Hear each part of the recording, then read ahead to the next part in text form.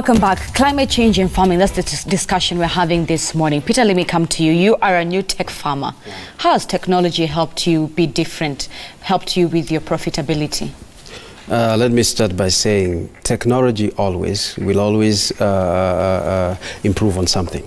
You see, like let's talk of approximately 15 years ago or 20 years ago. There were no phones, you know, so our mothers would walk very long journeys to go and convey a message. What about now? It's just a phone call away, you see. So if that technology can be plotted to agriculture, it will really ease in so many things. Let's talk, for example, of new storage facilities. You see, all a new form of agriculture where technology is used, whereby you are controlling every aspect of agriculture. And in this case, I'm talking of enclosed agriculture and also the open field where agriculture is used. Right. You see, so you will find that you can be able to almost predict your yields at the end of the day. But isn't this not expensive? As much as perhaps technology is the answer, it's helping you, new storage facilities, etc., that sounds expensive. Isn't that not expensive? Would a farmer in Gong be able to afford that? Let me start by saying, as we are, as a country and as a world, I think that is where we'll end up to. Because if you look at agriculture and the new agriculture, it's not the same thing. You see, right. So you will find that we will be forced to employ the technologies as the country goes by, so that we can even be able to feed our nation, or we can be able to feed the countries in Africa and the other parts of the world. But if we do not do that, with the current rate of global warming and the climate change, we will not be able to feed our world. So from where you stand, is it the farmers who are not acting accordingly to the information that they get, or is it that they don't get that information to begin with? Let me start by saying the people who have the information, we need something that we call capacity building. Capacity building is you teach these farmers of the knowledge of the new methods of the agriculture, and also you teach them how to, if they have already planted their crops, there is always the post-harvest losses, you know? So that's first of all, capacity building, right. And then you can also, we also teach them about the post-harvest losses, because this is where a lot of farmers are going along. Okay. Yeah. Dr. Munang, take this conversation further for me. How can we make farming move from where it has been in the past 60 years on the African continent, or even just Kenya, to be more specific, to doing what Peter is talking about, the new methods of farming, which will probably help alleviate poverty? If our farmers can get this right and they can get technology right, they could be the next millionaires in this country. But help me understand how we can move our practices from what we were doing 60 years ago to the new practices now. Yeah, thank you very much, Zingzi. I think there are no shortcuts to the top of a palm tree, and this is an African proverb. And what this is telling us is, if you look at the way agriculture has been practiced across the entire African continent today, it's not been practiced to add value, it's been practiced to produce. And production has been what is out there in the mainstream. We're producing, and that's why the continent has been at the bottom of the value chain. But with the changing climate today, what the changing climate is presenting an opportunity for the continent to be able to move to the top of the value chain by adding value to what is produced. Just to put it in perspective, if you look at the continent today, the continent imports food worth $35 billion each and every year. 35 billion US dollars. That's how much food we import as a continent. As a continent. Wow. Kenya imports food each and every month worth $16 billion US. The continent is losing food in the form of post-harvest losses worth $48 billion US. Just take 35 billion in food importation, that is literally exporting employment and importing unemployment. And then you take 48 billion, you're talking over 83 billion US dollars just because of lack of value addition. So essentially our losses here would have covered how much we import to begin with. Absolutely. And even have a surplus. And the reason is simple. 2 words: value addition. So within the chain, from farm to fork, there's much more our farmers can do here apart from just growing and then exporting our food. We are losing much more within the chain. Absolutely. And what are the quick wins then? The quick wins are quite very straightforward. And I think what Peter is saying, technology is an enabler. And if you take Kenya, still Kenya is a leader in technology.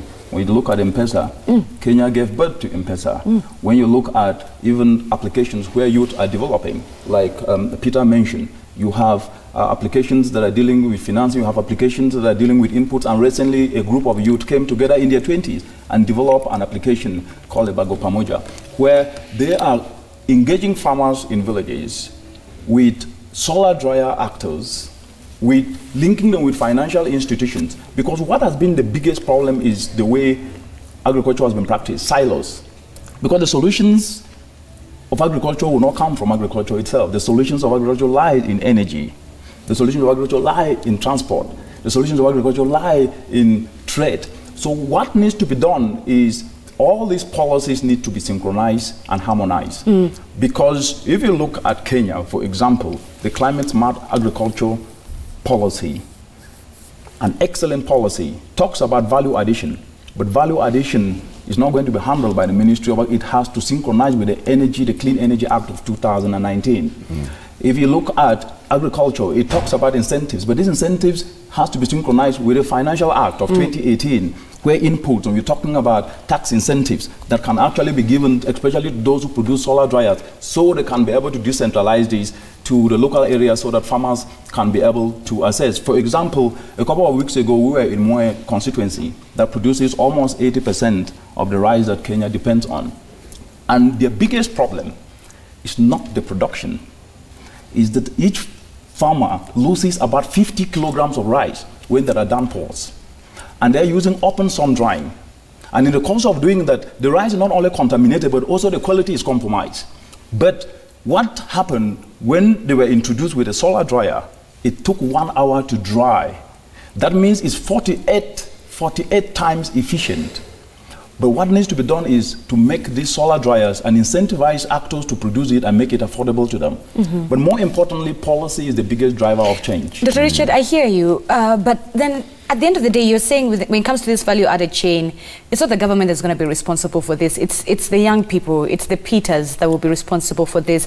So how is it that we can get young people to have a different change or shift of mindset on how they view farming so we can be the leaders with this conversation? Excellent. The reality is that the biggest constituency that Africa have got today is our population. It's the population, especially the youthful population that is over 60% of the entire 1.2 billion people that we have as a continent. But they are the non-state actors.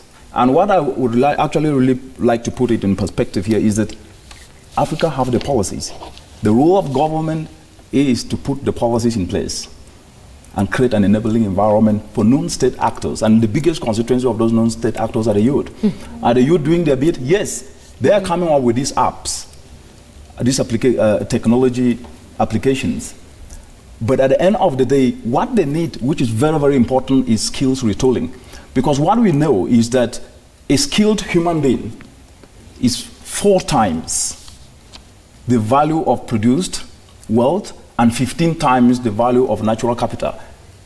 That then means that the youth need to, whether you study physics or chemistry or biology or you did journalism or you are a climate change specialist like us here, it doesn't really matter.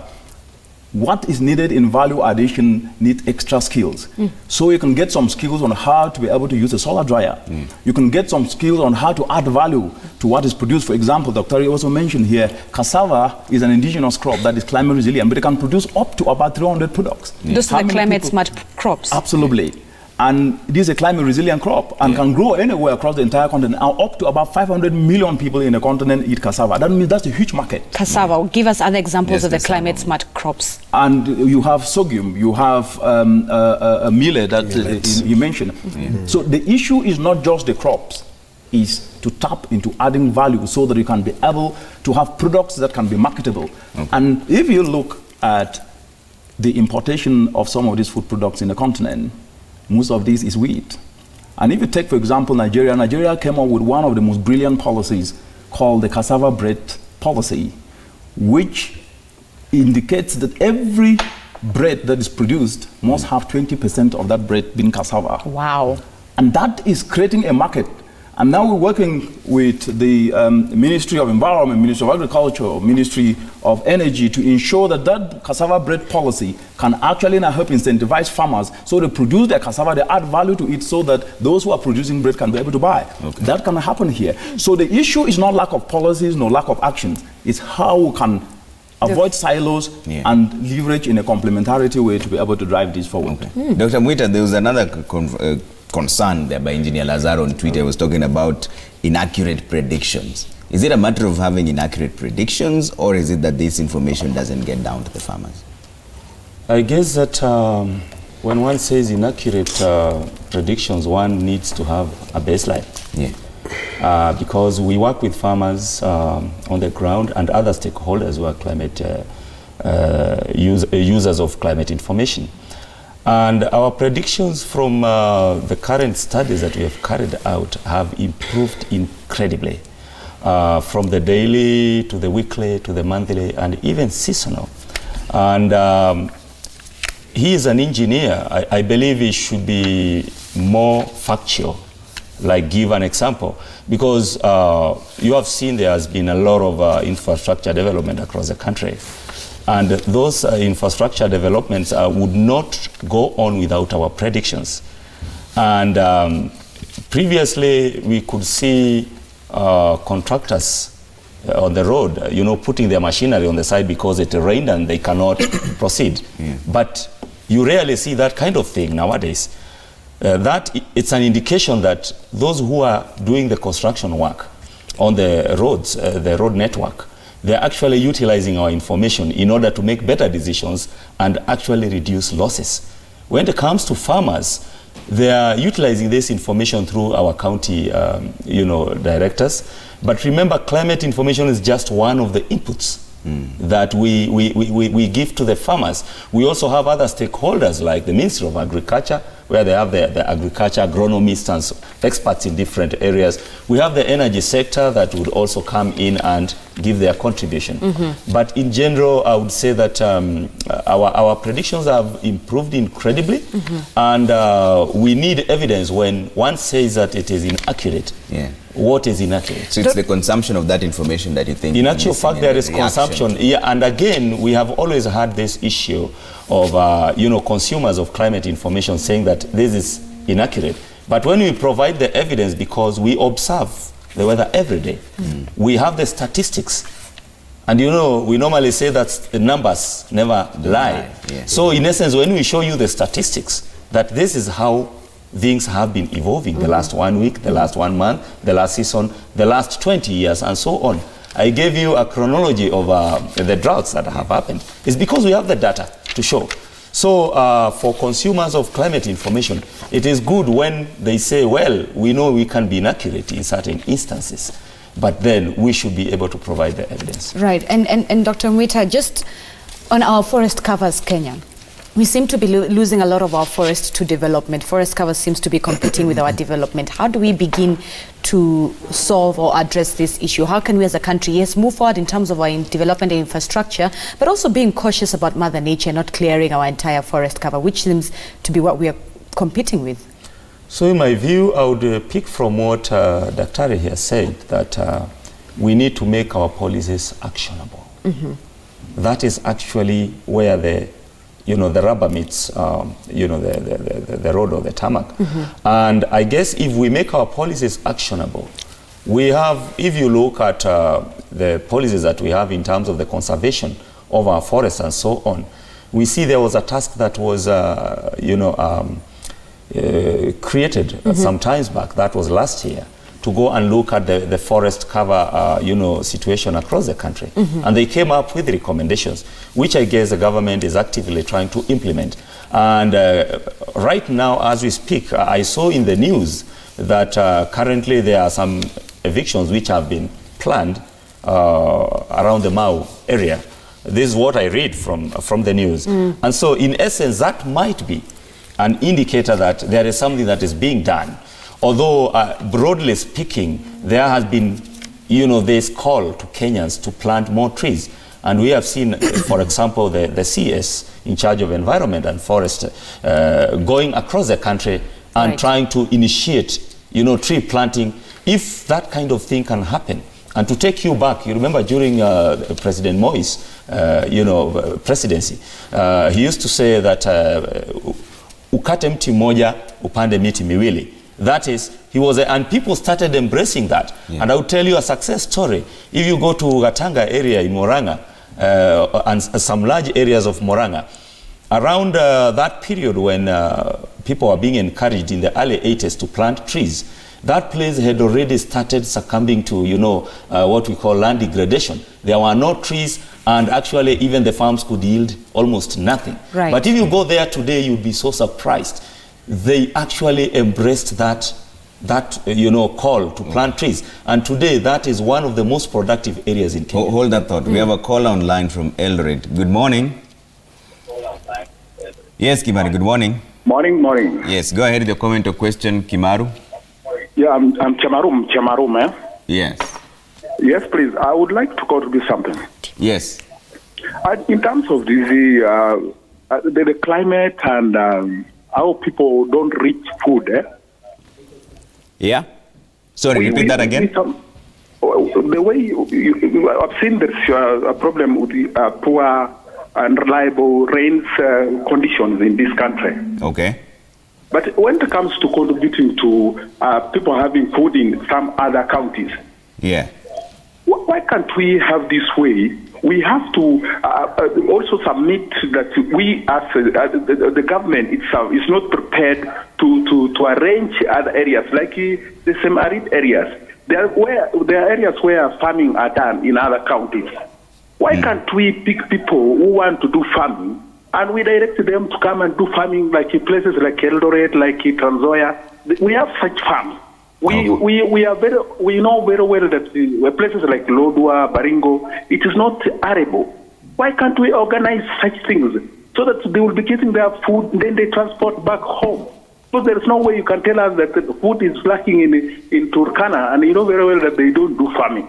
Every day, the government every day is like they want to take food to Lodwar. You take somebody one goro for 2-3 days, then you expect him to survive for another 1 year. You say you are aiding them with food. It's not reliable. I'm not really feeling the government is planning. Let the farmers be told that there are arable farms elsewhere in some counties. Okay. Let them come and let them come and hire farms there, or the government hire them farms. They farm their food, they take back home. All right. Thanks, Chamaru. But you see, Dr. Munang, that's why we like picking our callers, because they spark a very different kind of conversation. So his angle is that instead of making places that are not arable by using technology, how about moving resources from that region to a place that is already known to be a food basket and giving them maybe land and leasing them some land so that they can plant? Is that a solution, or should we just then make places that are not arable because it can be done? Yeah, thank you very much. I think that's a point, but the reality is that this is not a one-size-fits-all. Yeah. Because you have different agroecological zones, and you have different food products that are produced in different agroecological zones. Yeah. And you have to then address the issues people are facing, and I will still say this, post-harvest losses. Kenya is losing 50 billion every year as a result of post-harvest losses. If we cut our post-harvest losses, everything will be fine. Everything, that is where everything will not only be fine, but you'll be creating opportunities, especially for the youth. Yeah. Because I was speaking today, 1 in every 6 young person that get into the labor market is unemployed. We're talking about 1 million youth who get into the labor market every year, and they are competing for fewer jobs. That means that Kenya needs to create minimum about 100,000 jobs every month. Where will that come from? It will come from adding value to the food products that are produced. So, Dr. Richard, then that begs the question, is the Kenyan government doing enough? You know, earlier you painted for us this fantastic image of what Kenya is doing, the contribution Kenya has when it comes to climate change, but still at the end of the day, here we are facing a drought. Despite that, yes, the caller has given solutions on how you can move farmers from here to here and even provide transport. Is the government doing enough? Well, I've said this and I will say it again. We must always see the glass half full and not half empty. Mm-hmm. And if we do not appreciate progress, we will never make meaningful progress. Kenya is a country within its constitution. Paragraph 43 Section 43, paragraph 1C, talks about the right to food. That is enshrined in your constitution, the right to quality food. When you look at the development agenda of Kenya, the Big Four, beautiful concept. From a policy perspective, that's excellent. The question now should, how do we gel this to make quick impacts on the ground? Which is what we're discussing, that agriculture is the engine of development, but agriculture alone cannot be able to drive that transformational agenda. It needs enablers. And in this case, for example, the farmers, as I said, most of them are already practicing these nature-based approaches, climate-smart agricultural techniques, whether it is low soil, minimum soil tillage, or it's applying organic manure. But they need to add value. And if you can decentralize solar dryers to them, that's manufacturing, which is part of the Big Four. Then you will reverse post-harvest losses, which will provide food, more food, and that will mean that you will have more food-secured nation. That will be food security. But if you can then be able to ensure that they can produce using this nature-based approaches, because what the science is telling us is that in the nature-based approaches, especially ecosystem-based adaptation, do not only increase yield by up to 128%, but also increase immune-boosting compounds, which in the rural communities, about 60% of this population depend on these immune-boosting compounds because they don't have access to supplements. Then you'll be addressing health, which then prevents someone even to go to the hospital. So, and when you sell these food products, when they have added value, they put more money in their pocket, they can be able to afford houses that they can. So there's a trickle-down effect in that chain. All right. Absolutely. We have to take a quick break here on Daybreak, but we have a lot of feedback coming through. Should we read some of them right now? At Trevor Mbija, at Zinzi_K, at Citizen TV Kenya, hashtag Daybreak. Let's see what you're saying. D19 56 says climate change is the next couple of decades will trigger an apocalypse. Warmer summers, wildfires, hurricanes, flooding and droughts are vivid indications that unless we tone up political will to address the challenges, we are headed for a very dark future. Wow. All right, Wainaina. Robert, good morning. You say famine cycles have been reducing from 1 in 20 years to now 1 almost every year. The implication, climate change, no longer an abstract issue. It is with us. More importantly, how do we respond? All right, Samo Indi says erratic weather patterns, human activities, that is industrialization, has led to the depletion of the ozone layer, hence the side effects and consequences. Still sticking to Twitter, Murunga, you say the main problem with our system is lack of priorities, and you're watching all the way from Doha, Qatar. Well, good morning to you. All right, Callista's there from Doha in Qatar. Very good morning to you. Let's see, 224-222, that's the SMS line. That's how you can reach us.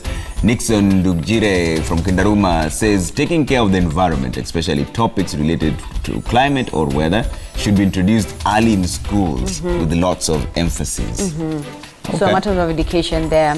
Elias, good morning. You're saying, number one, I'm guessing you're breaking it down for us. Number one, should we rely on rain-fed agriculture? Okay, we're going to have that question answer. And number two, should the government of Kenya embrace contract farming?